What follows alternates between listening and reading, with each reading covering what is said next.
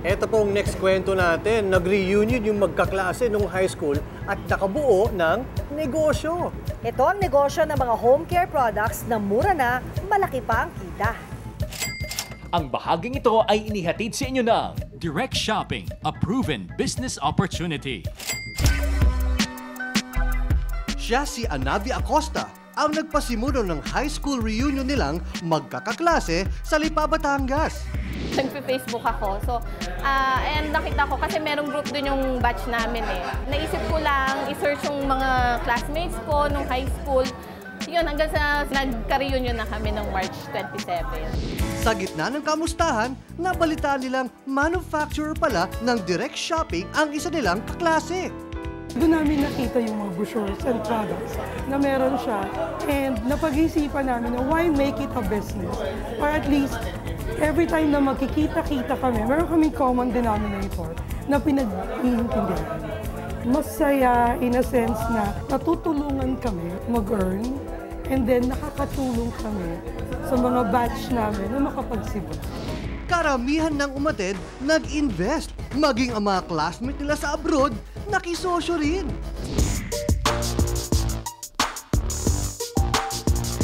Di nagtagal, isang ganap na direct shopping outlet ang kanilang binuksan sa Lipa. Kumpleto ang tindahan mula home care, personal care, car products at hardware. Plano namin is maliit lang. Hindi namin nakalain na maglalaki siya ng ganito kalaki. Malaki yung potential kasi everyday yun yung ginagamit. Plus competitive yung price and hindi ka naman kasi mapapahiya dun sa product. So madali siyang isell. So kahit kapitbahay mo lang o yung mismong ginagamit mo sa bahay is malaki yung less kesa magbabay ka sa grocery. Merong maiiwan dito na kabatch na magpapatakbo rin ito. And then, syempre, supervise din pa kami ng main. And nandun lahat, tulong-tulong.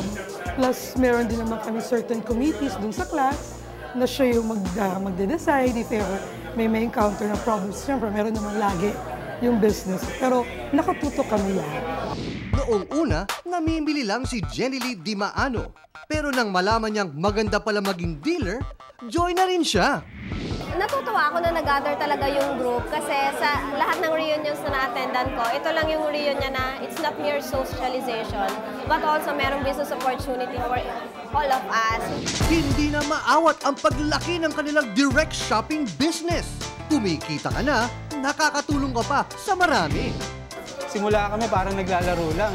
Tapos, eto, yung pag namimit namin yung mga kaibigan namin, interesado magnegosyo, nakakatulong ka na, kumikita ka pa, tapos yung mga bagong dumadating, bagong kaibigan na naman.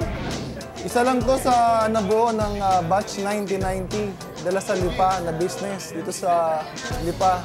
So marami na itong natulungan tulad ng mga batch namin, mga classmate namin. And then mura lang dito. So kung gusto niyo mag-invest, malaking discount ang makukuha niyo. Almost 40% na mas mura kaysa sa grocery. So halina, sumali kayo sa isang proven business opportunity. Direct Shopping. Direct Shopping! Ang kabuhayang swak na swak! Ang bahaging ito ay inihatid sa inyo ng Direct Shopping, a proven business opportunity.